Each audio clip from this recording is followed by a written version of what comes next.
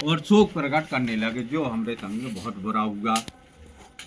तो उनके दमान बोले कि महाराज एक काम करो, आप शोक प्रकट ना करें, जा रोने धोने से कछु होने जाने वालों नहीं है। तो क्या करें? कह लगे अब भाई ये ढूंढूंगा साधु है, वे भगवान है, वे साधु रूप में कहीं ना वे ही अपनी इच्छा पूरी कर सकते हैं। तब उस दमांत के वचन मान के खोजते हुए सत्यनारायण भगवान के समीप पहुंचे। तो सत्यनारायण भगवान समुद्र के समीप एक पेड़ के नीचे बैठे, वे तो परीक्षा ले रहे थे, वहां लेटे थे। तो उनने प्रार्थना करी, हे भगवान आप आदि पुरुष हैं, आपका आदि अंत नहीं है, निर्गुण स्वरूपा और सृष्टि के कारण भूत हो, भक्तों के दुखों को नष्ट करने वाले। मैंने जो गलतियां कर दी हैं, हमारे से जो गलतियां हो गई हैं, भगवान उसे क्षमा करना, क्षमा करो और हमारे बच्चों को क्षमा करो, और पहले के समान जो हमारी नाम में धन भरो तो वैसों को वैसो कर दो। तो भगवान संतुष्ट हो गए। उनसे साधु वैद्य से कहा कि हे साधु वैद्य, तू मेरी पूजा से बार बार विमुख हुआ है, बार बार तूने संकल्प लिया है, पर मेरी पूजा तूने आज तक नहीं करी, सत्यनारायण की पूजा नहीं करी, इसलिए तुझे जो दारुण दुख प्राप्त हुआ है। साधु वैद्य बोला, हे महाराज मेरे नाम में धन भर दो, मैं तुरंत ही पूजा करने को तैयार हूं। उनके ऐसे दीन वचन सुनकर और भगवान आशीर्वाद दे के अंतर ध्यान हो गए। जब उन्होंने नाव में आकर देखा, धन से और नाव परिपूर्ण थी, भरी हुई थी, पर खुशी हुए, फिर पूजा याचना करके और वह अपने नगर को चले। जब वह अपने नगर के निकट पहुंचे तो उनने कहा कि भैया अब अपने घर सूचना दे दो कि दमान और पति इस नगर के निकट आ गए। एक दूत को भेज दिया उन्होंने, और दूत ने जाकर उनकी पत्नी लीलावती से कहे कि तुम्हारे पति और दामाद इस नगर के निकट आ चुके हैं। जैसे पहले से ही कोई सूचना नहीं दी बाहर का हो, तो उनने कहीं खबर कर दो कि हम बीना आ गए, है ना, बीना तक आ चुके हैं, घंटाक में घर आ जाएंगे। तो ऐसी उनने साधु व्यापारी ने अपनी स्त्री लीलावती को सूचना भेज दी। तो दूत ने जाके जब घर जाके सूचना दी कि आ गए, उस समय लीलावती और कलावती दोनों ही माँ पुत्री सत्यनारायण भगवान जी का पूजन कर रही थी। जब पूजन कर रही थी और कोई मंगलमय सूचना मिल जाए तो आनंद से गदगद हो जाते। तो उन्हें जैसी सूचना मिली कि हमारे पति और दामाद आ गए तो खुश हो गए। लीलावती तो जहाँ वहाँ जल्दी पूजा करके, और उसकी पुत्री कलावती कई पुत्री तू भी पूजा जल्दी करके आ जाइए। पर कलावती कन्या पति के दर्शन की लालसा से और भगवान को प्रसाद छोड़ के, पूजा तो हो चुकी थी पर भगवान को प्रसाद ग्रहण नहीं करो, और जल्दी से भाग के गई अपने पति के दर्शन के लिए। जब कलावती कन्या वहां पहुंची तो उनके पति मती नहीं थे। भगवान रुष्ट हो गए, उनके प्रसाद की अवज्ञा के कारण भगवान रुष्ट हो गए और उनके पति को नाव से पानी में डुबो दो कि लो अब कर लो दर्शन। जब नाव से पानी में डुबो दो तो कलावती कन्या रोती हुई गिड़गिड़ाती हुई जमीन पर भूमि पर गिर पड़ती हैं। तो कलावती को रोते हुई और अपने पति को न देखकर साधु व्यापारी बोला, महाराज मुझसे मेरे पूरे परिवार से यदि कोई गलती हो गई हो तो उनके क्षमा कर दें। उनके दीन वचन सुनकर आकाशवाणी होती है कि हे साधु वैद्य, तेरे से ज्यादा अपराध तो नहीं भाव, पर तेरी पुत्री मेरे प्रसाद को छोड़ के जरूर आई है, और उसी प्रसाद की अवज्ञा के कारण उसका पति अदृश्य हुआ है, कहीं नहीं गाओ, तुझे नहीं दिख रहा, वो तो पानी में डूबा है। यदि तेरी पुत्री प्रसाद लेके घर जाए वापस, प्रसाद ग्रहण करके वापस आ तो तेरे पति के दर्शन अवश्य होंगे। ऐसी आकाशवाणी सुनकर और कलावती कन्या घर वापस जाती हैं। चिन्नामृत लिया, प्रसाद खाने के बाद में वापस आई तो उनके पति के दर्शन किए।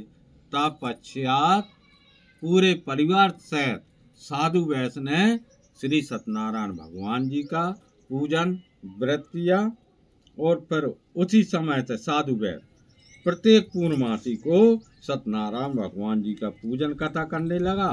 फिर इस लोक का सुख भोग के अंत में सीधे वैकुंठ धाम को गया।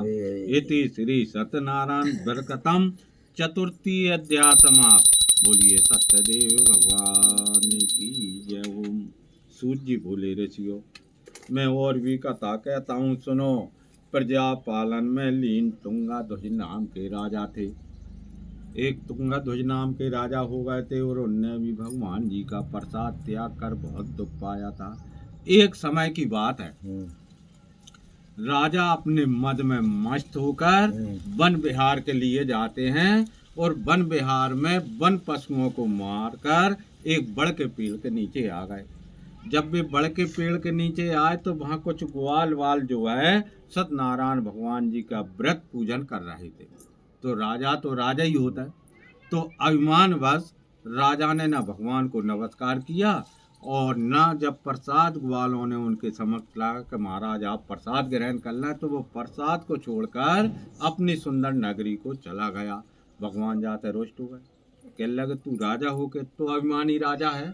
तो उनने उनकी सारी नगरी को नष्ट व चौपट कर दा, अदृष्ट कर दा। जब राजा ने वहां जाकर देखा कोई नगरी मगरी नहीं है, कोई कुछ है ही नहीं है, सब भ्रष्ट हो चुका। तो उसने विश्वास करो कि ये तो मुझे भगवान के शराब के द्वारा दुख प्राप्त हुआ है, और विश्वास करके उसी जगह वापस आए।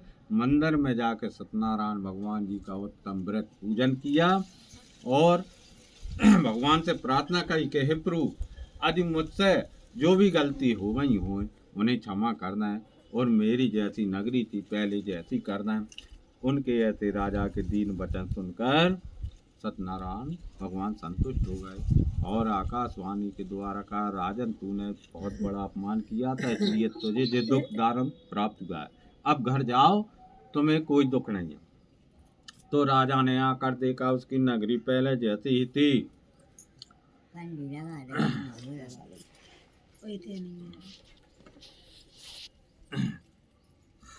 और मनुष्य दीर्घ काल तक सुख भोग कर और राजा स्वर्गलोक को चला गया। जो मनुष्य इस दुर्लभ परम व्रत को करता है, भगवान की कृपा से उसे धन दान की प्राप्ति तो होती है। ऐसा नहीं है कि धन की प्राप्ति नहीं, धन दान की प्राप्ति तो होती है, लेकिन अंत में वैकुंठ भी मिलता है। और पूजा पाठ से वैकुंठ की गारंटी नहीं है। मनो सत्यनारायण भगवान का यदि कोई व्रत करता रहे सच्ची श्रद्धा, तो उसे वैकुंठ धाम जरूर मिलेगा। वैकुंठ धाम की प्राप्ति होती है। पहले के समय में इस व्रत को किया था। अब दूसरे जन्म की कथा कहता हूँ। व्रत सतानंद ब्राह्मण ने सुदामा का जन्म लिया। जो ब्राह्मण जो तो सबसे पहले व्रत मिलो तो वे कौन बने? सुदामा जी बने और भगवान का सुख लेकर मोक्ष प्राप्त करो। और उल्का मुख नाम का जो राजा भाव तो वो सद्बुद्धि जितेंद्रिय था, वह दशरथ जी बने आकर। उसने भी भगवान राम जैसे सरी के भगवान को पुत्र रूप में पाए और वैकुंठ को प्राप्त आए। और साधु नाम का जो व्यस्त हो जो व्यापार करता रहता था, वह मोरध्वज राजा बने। और मोरध्वज राजा बनकर बिन्ने भी अपने पुत्र को आदेश चीर दो। सत्य की प्रतिज्ञा के कारण अपने पुत्र को वारे से चीर कर मोर को प्राप्त कर लिया। और महाराज जो आखिरी पर स्वयंभू थे, तुंगाध्वज नाम के जो राजा थे, वो स्वयंभू मनु बन गए। मनु बन के भगवान भक्ति कर्म कर मोक्ष प्राप्त करा। इति श्री सत्यनारायण व्रत कथम संपूर्ण अध्याय समाप्त। बोलिए सत्यदेव भगवान की जय। ओम। छोड़ दो, उठाइए, छोड़ पट लाता है। जय है सत्यदेव भगवान की कृपा। चलो बढ़िया, पूरी है गई। हाँ, पीरी।